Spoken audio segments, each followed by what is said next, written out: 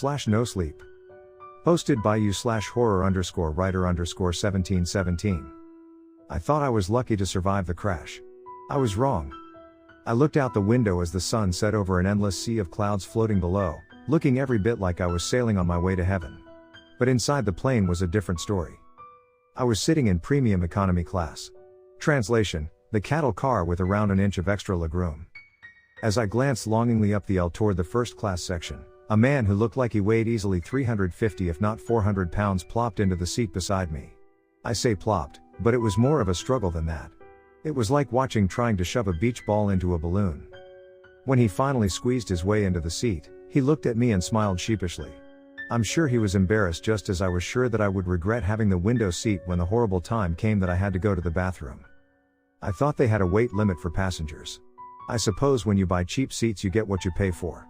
I tried to get the company to spring for first class, but they wouldn't hear of it. Premium economy was as high as they would go. I guess I see where their top salesman ranks. Okay, maybe not the top salesman, but I do sell some. Anyway, I tried to settle in beside my new best buddy, whom in my mind I affectionately labeled the blimp. This was going to be the longest 9-hour flight of my life. I spent the first hour trying in vain to get some work done on my laptop. That was when my bladder betrayed me. I tried to ignore it and keep working for another half hour, but then it was time. I got an emergency notice from down below: go to the bathroom or go in your pants. I surrendered and began the long process of trying to wake the blimp. I nudged him, then pushed him, then pinched him. Finally, he roused from his slumber like a sleeping dragon. "Are we there already?" he said, yawning. "No, sorry, I have to use the restroom," I said. He looked at me as if I had just asked him to skip the next several meals. "Can't you hold it?" he said. My mind ran through an entire list of expletives and derogatory remarks that I would have loved to answer with, but in the end, I went with the one most likely not to get me eaten when I eventually tried to sleep. "No, I can't hold it for another 7+ hours, I said, my voice dripping with sarcasm. He grunted and began the long extrication process, as my bladder screamed for mercy. Finally, he stood and stepped into the aisle, knocking the hat off the person sitting in front of us. "Watch it, bud," the man said. The blimp stepped aside and pointed at me as I tried to get around him to rush back toward the restrooms. Both doors said, "Occupied." I tried the first door just to be sure. "Someone's in here," a woman's voice sing-songed. I tried the second one. "Can't you read?" came an irritated voice from inside the room. "It's occupied." I stood there and endured the pain of an overfull bladder, having no other choice. I looked around to see if there was a garbage can with an empty soda bottle. But there wasn't. Just when I was sure my bladder was about to explode, I heard the latch open and a large man stepped out of the bathroom. He glared at me. "You got a problem with letting people use the John in peace?" "Nope," I said as I dodged past him and into the bathroom. I whipped around and latched the door. "Hey," the man said from the other side. I wasn't done talking to ya. I ignored him as he pounded on the door. I was too busy relieving myself to pay attention, until I heard, "I'll be waiting out here for ya." Great, I thought. Now some big, good old boy wants to kick my butt. I finished and was about to flush when I paused instead. Maybe I can wait him out. I put the seat down and sat. After a while, I looked at my watch and it had been 10 minutes. Surely, he would be gone by now. I reached for the latch when I heard the other door open. "Excuse me, ma'am," I heard him say as the woman in the other bathroom walked by. He was waiting. And I was sure it wasn't to say that he understood my urgency and wanted to apologize for taking so long. I sat back down and contemplated my options. A. Sit here for the rest of the flight. B. Go out and get my butt kicked. I didn't like either option. The plane suddenly rocked so hard I was thrown against the wall. I saw stars. It took me a minute to recover and stand to go see what had happened when I was thrown against the wall again. This time I nearly lost consciousness. I cautiously reached for the door handle when the third time was the charm. I hit the wall and the lights went out. I woke to cold water slapping me in the face. I thought I had fallen asleep and a stewardess was waking me up. The reality was so much worse. There was water in the room. I'm not talking about a puddle on the floor. I'm talking about water halfway to the ceiling. I had my own pool for the first time in my life. Instant panic set in. Had a water pipe burst? Had I bumped the sink before I went unconscious and flooded the room? I didn't want to be responsible for the carpet cleaning cost. I reached for the door and tried to open it, but it was stuck. Was the big guy leaning against it, trying to teach me a lesson about being impatient? I pushed again and it gave a little. I planted my feet against the toilet and shoved with all my might. Finally, the door came open. My worst nightmare couldn't be as bad as what I saw. There was water everywhere. The seats were covered and there was only a few feet of open air from the top of the seats to the ceiling of the plane. I saw heads bobbing above the water. I sloshed through and saw people still in their seatbelts unconscious. I unfastened those closest to me and saw they had life preservers around their necks. I looked around for one for myself. I glanced over and there was the blimp, still fastened into his seat, not moving. I shook him, but he didn't respond. I unfastened his seatbelt, but he was wedged in and couldn't get float out. I struggled to release him but realized he hadn't moved the entire time. I checked for a pulse, but he was gone. I pulled the life preserver over his head and put it on my own.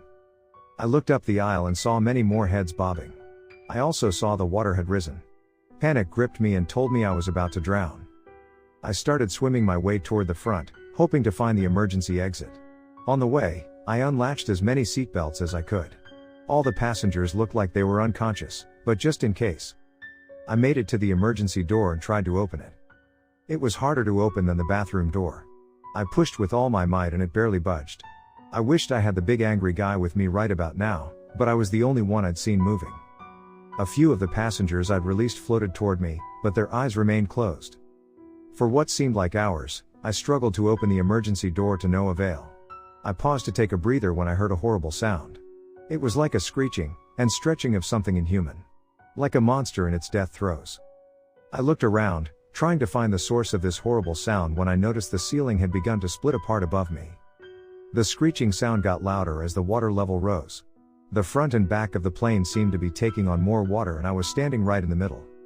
The water level rose as the crack grew and my feet no longer touched the floor.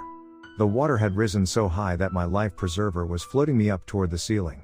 The problem was, the ceiling was full of jagged edges waiting to rip me to shreds. I rose, unable to stay down, going straight toward the sharp metal and plastic.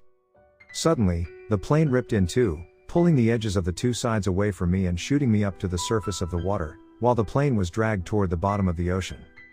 I bobbed up and down on the ocean waves made worse by the displacement of water from a huge passenger plane. I looked around but it was dark, and all I could see were stars and a thumbnail moon. I swished the water with my hand, moving in a circle, but couldn't see anything. The sea was pitch black with only a shimmer of moonlight reflecting off it. I focused on the shimmer, hoping to see something. A boat, a buoy, anything that might be in the water that could rescue me. After a while, I was about to give up when I saw something pass through the shimmer. It wasn't there for long, and it wasn't very far from me. I started swimming toward it when a terrible thought struck me.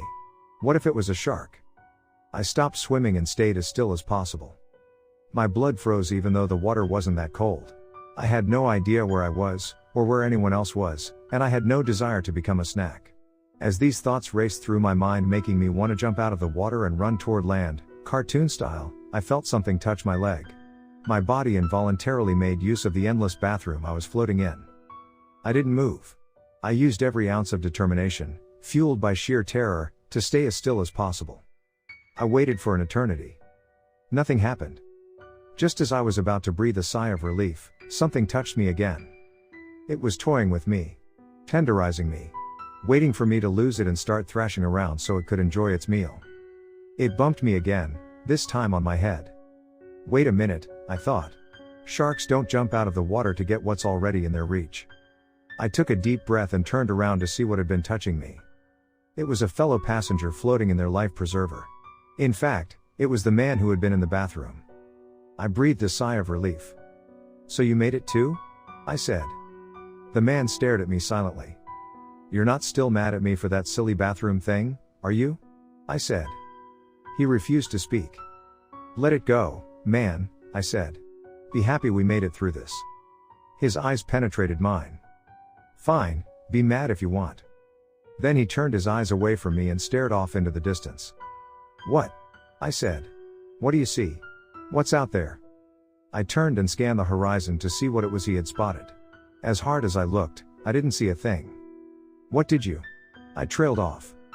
He was gone. I was once again alone in a sea of darkness. I questioned if I had ever been there at all. What was happening to me? Was I losing my mind? As I questioned my sanity, I heard something off in the distance. I listened for a long time before I heard it again. It was a whistle. Not like someone whistling a tune, but a plastic whistle someone would use to call for help. This stirred a memory. I looked down at my life preserver and sure enough, there was a plastic whistle attached to it. I pulled it free and began blowing it in answer. After several loud blasts, I waited. There was a whistle in answer. I began swimming toward where I had heard the sound. After a few minutes, I stopped to rest and blew my whistle again. When the return whistle came, I was surprised to find the sound didn't come from in front of me, but off to my right. I must have gotten turned around somehow. I started swimming in the direction of the sound and stopped to blow my whistle. Once again the answering whistle didn't come from in front of me but off to the left, almost behind me. Am I swimming too hard and going right past them? I decided to stay still for a few minutes and then blow my whistle. When the answer came, it was in a completely different spot. I tried to test my theory that it wasn't me that was moving. I stared in the direction of the last whistle and waited for a minute. When the answering call came this time, it was behind me. The stranger thing was, it seemed like no matter what I did, the whistle never got any closer or farther away. I was getting creeped out. I stopped whistling. After a while, I heard the whistle again, this time from in front of me. I refused to move or answer. After a while, I heard it again, still in front of me. There was no doubt in my mind. Someone was playing games. My first and most obvious guess was the guy from the bathroom. He seemed like the kind to play mind games on someone. But would he go further? As far as I knew, we were in the ocean alone. I had no idea how many had made it out of the plane, but I was sure the guy wouldn't be able to convince them all to play along with his stupid little game when they were fearing for their lives. The darkness began to fade as the first vestiges of light fought against it, turning the sky steel gray. The light brought me hope and would also bring me answers. This guy could hide and play games in the dark, but the light would reveal his deception. As the gray sky turned lighter and gave way to orange, then bright yellow, I saw dots all around on the surface of the water. I swam toward one and found it was another passenger. "Glad to see you made it," I said. I was indisposed at the time. Any idea what happened? The woman looked back at me with empty eyes. "Hello?" I said, waving my hand in front of her face and snapping my fingers. She didn't respond. I reached over and felt her neck for a pulse, waiting to be slapped for being so forward. But the only slap I received was reality. She had no pulse. She was dead. I felt helpless. I wanted to say something, to do something. But there was nothing to be done. The woman slowly floated away from me. I looked around and saw several others bobbing on the water. There were at least a dozen. "Hello?" I called out. "Is anyone else alive?" My eyes searched the faces one by one looking for any sign of a response, but I found none. Hopelessness turned to determination. This was something I could do. I could check these people to see if they were sleeping or... I swam to the closest one and checked for a pulse. Nothing. I swam to the next, and again nothing. When I got done checking those I had seen first, a few more popped up a little further away that I must have missed. I checked them all. Until I was done, I had discovered 32 people who had managed to get out of their seatbelts, only to perish some other way. The strange thing was I didn't notice any obvious injuries. There were no head wounds that I saw and no cloud of blood circling any of them. It was like they just gave up. I checked the last body and to my astonishment, it was the man from the bathroom. The same one who had bumped into me last night. Had he been alive then? I thought so. But the more I replayed our encounter, the less I believed he had been alive. More than likely he just happened to bump into me as his dead body floated in the water. As I was pondering this, I saw another body. I swam over to check it, then stopped cold. I recognized this guy. It was someone I had checked already. But that was impossible. I had checked him over a dozen bodies ago. Had I gone in a circle? Everywhere I looked there was nothing but water. With no frame of reference, and no land, I could have gotten turned around. And then I looked up. The sun was high in the sky. Once it started going down, I would have the ultimate reference. I couldn't possibly lose the sun. Then I saw dark clouds on the horizon, reminding me how wrong I was. I hoped and wished and prayed for them to turn and go in another direction. But they didn't. Slowly, they approached like a blanket of doom. As I watched the approaching clouds, one of the people near me suddenly disappeared under the water. My eyes grew wide at this apparition. They didn't slip out of their life preserver, it would have stayed on the surface. I was fairly sure it wasn't my imagination, but after the last few hours, I wasn't 100% sure of anything. I had to entertain the idea that I might be slipping into madness. I couldn't remember the last time I had eaten or drank anything. And I was sure that I had swallowed minuscule amounts of seawater since the crash. Come to think of it, I had been feeling lethargic. I'm pretty sure that's one of the signs of seawater poisoning. Or it could be the fact that I hadn't slept in who knows how long. As these thoughts rolled through my mind, the passenger popped back up. He looked the same, but his head was tilting to the side a little. I wondered if I was just imagining it when I saw the water around him was tinged with red. It reminded me of that scene in Jaws when the sheriff sees the first shark attack with his own eyes and the camera zoomed in on his shocked and horrified face. That's how I felt at that moment. Only I wasn't watching a movie. The danger was real and it was swimming right beside me. I looked around and spotted the first fin cruising ominously along the water among the bodies. It went under the water and soon another passenger dipped out of sight. She returned a few minutes later, also with her head listing on its side and a red tinge to the water surrounding her. The shark must have eaten part or most of their legs, disturbing the balance of the body that held them straight up. Panic consumed me. I tried to stay as still as possible, knowing that sharks are attracted to movement. Every fact from every Shark Week I had ever watched rushed through my head. I turned as slowly as panic would allow, trying to keep track of the shark, when I caught sight of another fin and another. With blood in the water, there was no doubt it would become a feeding frenzy. As I wallowed in desperation, when I heard the whistle again, off in the distance. This time it was no long mournful note, it was sharp, panicked blasts. I started swimming towards the whistle, slowly, trying not to make too much splash. The benefit was I was swimming away from where the sharks were feeding. I started to feel relieved when I heard another salvo of whistles. It struck me how they seemed to convey a sense of alarm, even bordering on hysteria. Was I going from proverbial frying pan to fire? Was the mysterious whistler being attacked by sharks too? Or even worse, was there even anyone whistling? I had tried to get close to the whistles earlier but couldn't, no matter how hard I tried. Was this some trick? Was there some creature luring me to some horrible doom? I'd heard stories of sirens leading men to their deaths. I wasn't sure if I believed such fairy tales or not. Although the longer I attempted to track down the mysterious whistle, the more my mind opened up to supernatural possibilities. It was almost a moot point. I was so tired. My arms felt like they were encased in concrete. Rescue seemed more unlikely by the moment. I stopped swimming because I desperately needed a break. I turned to look back at the swarm of fins amongst the red water and shreds of life preservers.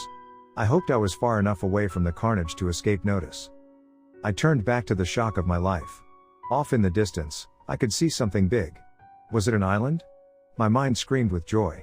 But then reality set in. How would I reach something so far away? My hopes came crashing down. I closed my eyes in despair. Hopelessness threatened to drown me long before the water could. When I opened my eyes I knew I was dreaming. The island had somehow gotten closer. I rubbed my eyes to make sure I wasn't seeing things. When I opened them, sure enough, the island was even closer. This was it. I had lost my mind. I was delusional, hearing and seeing things that weren't there. I knew then I was close to death. The island continued to grow larger, coming straight at me. I finally realized the island was a ship. I was saved. The ship continued to grow as it steamed straight toward me. I saw for the first time, it was an oil tanker and it was about to kill me. My savior would be my doom. I resigned myself to the fact that I would survive a plane crash, be tormented by ghostly whistling, avoid being eaten by sharks, only to be run over by a ship that could save me. As a tear rolled down my cheek, I was deafened by a loud blast. The horns on the ship blew and I saw it begin to turn away from me. Even better, instead of dying, the ship would turn away from me without even knowing how close it was to rescuing me. As depression set in, I noticed the ship was slowing as it turned. Just before it got to me, it stopped. The waves slammed into me, threatening to pull me under. I waited and stared up at the massive side of the ship, looking like it was as tall as a skyscraper. Within minutes I heard the whine of a smaller boat's engine. A man pulled up beside me in a boat. "Are you all right?" he said. I was so shocked and overjoyed, I couldn't speak. He grabbed me and helped me into the boat. "Hey, are you okay?" he said, looking into my eyes. "Yeah," I managed to whisper, surprised at the raspiness of my voice. "Is there anyone else here?" he said. It took me a moment to think. I was following a whistle. He looked around, then started the boat off in another direction. Before I knew it, He stopped and pulled someone else out of the water. It was a woman I didn't recognize. He sat her at the far end of the boat. "Are you okay?" he asked her. She looked at him with empty eyes but didn't answer. I could empathize with her. The shock of the last 24 hours must have rendered her mute. I saw the whistle in her hand and knew she was the one I had been chasing. "Did you see anyone else?" he asked her. She didn't look at him and said nothing. He hung his head and turned the boat to head back to the ship. When we got there, he hooked the boat onto wires that hung down and shouted up to the deck. The boat started rising. I knew I was finally safe. The woman looked up for the first time. She looked at the man who had rescued us and grinned. There was something wrong with her grin. It was too big. There was no way her mouth could be human. Her teeth grew impossibly long and pointy, and her face turned green. Her clothes melted away into the form of some lizard/fish-looking creature. She dove at the man and sank her teeth into his neck. He screamed as she viciously attacked, ripping and tearing at his face, arms, and chest. It wasn't long until he was nothing but a bloody lump of flesh. She turned to me and Dove. Watching him being torn apart had given me a moment to acknowledge what had happened. I focused all my energy on one desperate plan. As she dove toward me, I kicked with all I had. My foot impacted her in the face and changed her direction. Instead of diving at me, the kick turned her and she sailed over the edge of the rising boat. I listened to the inhuman shriek as it fell all the way down to the water. I laid back in the boat, exhausted, mentally and physically. I opened my eyes when I felt the boat lurch to a stop. The crewmen looked into the boat and recoiled as they saw the remains of their crewmate laying next to me. They backed away and called for the captain. Once he arrived and surveyed the scene, he ordered me taken to a room and cleaned up, and the remains to be removed. It was some time later, after I had slept, that there came a knock on the door. The captain came in and sat down beside my bed. "Have you gotten some rest?" he said. "Yes, thank you," I said. "And thank you for rescuing me. Unfortunately, you can no longer thank the person responsible for your rescue." "I don't understand." "The man who came down in the boat is the one who spotted you in the water and called for the ship to stop." "Oh. Would you like to tell me what happened?" I sighed deeply. "Where would you like me to start?" "The beginning is a good place.